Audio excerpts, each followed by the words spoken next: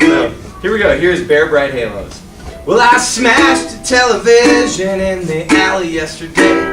Tore the wires out and I threw it in a trunk.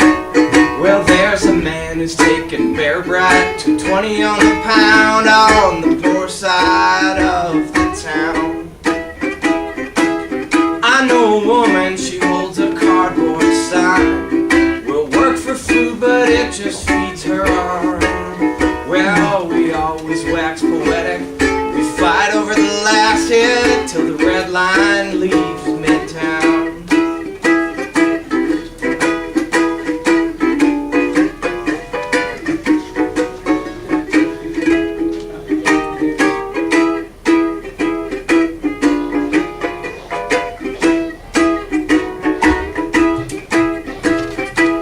Well, I never meant to fall this hard.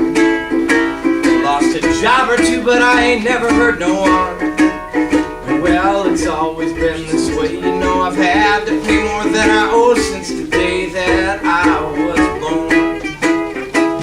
Now, if I were a hero, I'd ride that Greyhound bus. The sunset, then I'd start the sequel. Well, everyone loves a tale of redemption, but they only cheer at the end.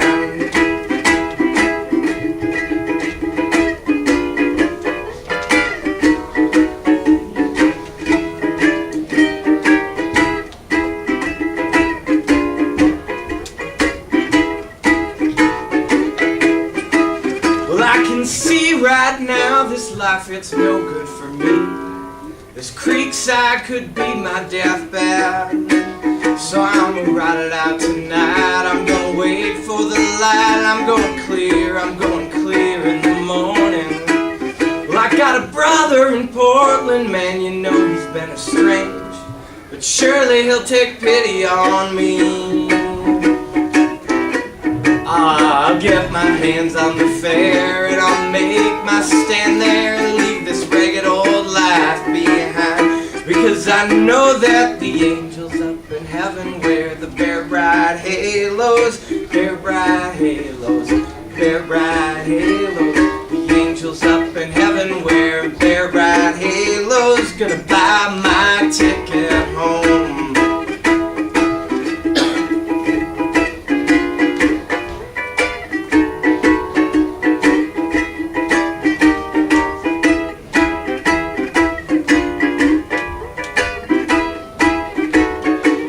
I know that the angels up in heaven wear the Barebright halos, the Barebright halos, Barebright halos. The angels up in heaven wear the Barebright halos. I'm gonna buy my ticket home.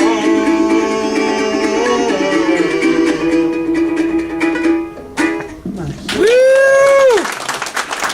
Later, but Doug asked me to talk about kind of the songwriting process, so I will sort of take you guys where this idea started and then how I let it develop and all that stuff. So yeah, the idea of it, I live on like 12th and Washington, and there's a lot of junkies that live there. And one of them, I woke up to one of them one morning smashing a television outside of my window and taking things out of it. So I kind of let my mind wander, and I thought, that guy needs to be in a song. And so the opening line of this song, I made sure to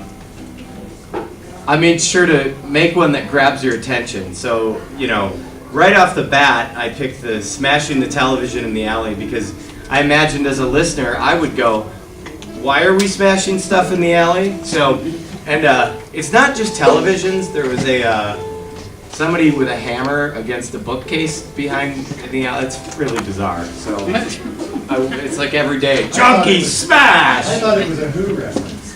And no, it's not, but it could be, yeah. So right there, you know, we have an interesting character, and so I knew that a song needed to happen about this character. And so I thought, well, you know, what else might this character do? You know, and where else is this character going, and how could I make a song about this character interesting? And so I pull influences from a lot of stuff. So TV that I watch, movies that I watch, stuff in the papers that I read, and I thought of that. Has anybody ever seen the show The Wire? Do you remember Bubbles? Yeah, so this is Bubbles from The Wire also.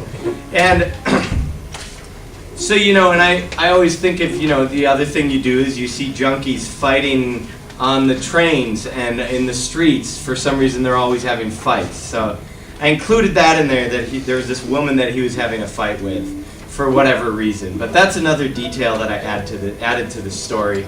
And, you know, this man was taking Barebright, which I don't even know if Barebright copper is used in televisions, but a lot of people sell that for scrap. So that seemed like a good detail to the song. So he's smashing a television to get more drugs, and he's getting in a fight. And so then the second verse, I kind of reflected on some people that I knew, and people that were down on their luck, junkies or not, and it was kind of their fault, but they were always looking on who else can I pin this on, you know, who else.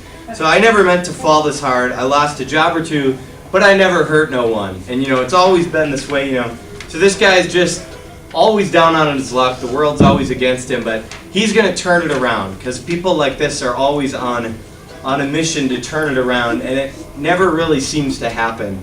And the other influence for this was the John Steinbeck novel, the short story, and I can't remember, Cannery Row. Anybody ever read it? Yeah. So it's these guys are always trying to do the right thing, and they're, you know, they're screw-ups. I was going to say a different word, but it started with an F. They're screw-ups, and so even when they try and do good, it just never seems to work out for them, and they can never get a break.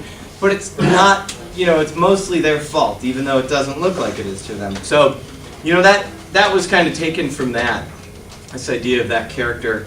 And then the other thing that people like this do, they're always scheming. They have grander schemes, and you know, I think of people like this that I've known, they're always about to start a small business, and it falls apart at the last minute. You know, they've always got some big scheme that's, you know, they're going to pull it together, and then magically, you know, because the world's working against them, falls apart at the last minute. So, and you know, the last verse deals with that again. I can see this is no good for me. So this person has really had it. They're at the bottom, but they're going to get out of it. So he's scheming at the very end, and we never really find out what happens to the protagonist of the story, to the television smasher.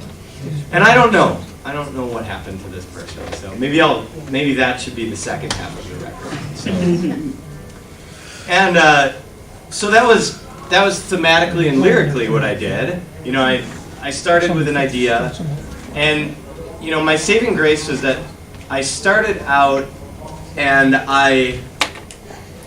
with a character, and I had an idea before I sat down to write the song.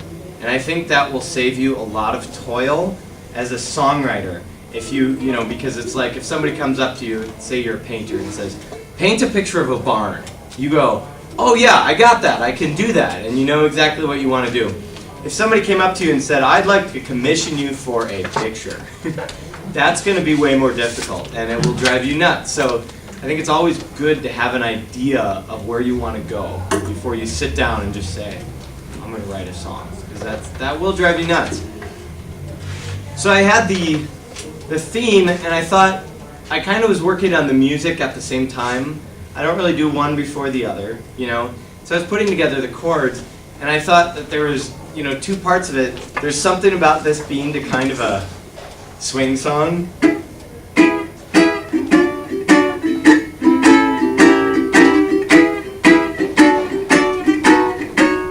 Because it's actually, it's upbeat and it's kind of chintzy, but it's not really a happy song. So there was kind of that tension that sort of, you know, added some humor to it. And then the final chorus, you know, that's straight up lifted from traditional gospel material. And I can't really think of a specific song, but you find that pattern and that chord progression in a lot of traditional gospel music. And after I wrote this song, I wound up listening to Tom Waits, and you know, he's got that song, woke up this morning with the cool water. I realized it was the exact same thing. So, but he probably stole it from somebody too, so I don't feel too guilty about it. So